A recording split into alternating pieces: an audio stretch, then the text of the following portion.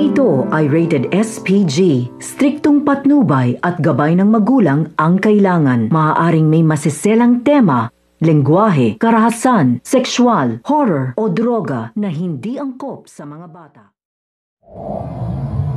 Huling-huli na nga itong si Moira nang mahuli nga siya nito ni Doc Enriquez at ni Annalyn. At nang magsusumbong na nga itong si Doc Enriquez dito nga kay Doc Tanyag ay nagpupumilit ngang pumiglas nga itong si Moira upang hindi nga siya mahuli.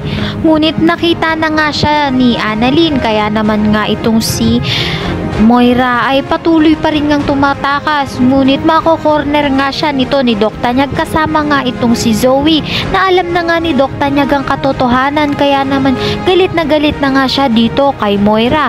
Kaya naman nga sinabihan niya nga ito na dapat ngang magsalita na nga ng katotohanan nitong si Moira dahil nga alam na nga talaga ni Doc Tanyag ang lahat na nangyari at sinabi na nga rin sa kanya iyon ni Zoe. Ayan ang pakakaabangan natin dito nga lang sa Abot Kamay na Pangarap.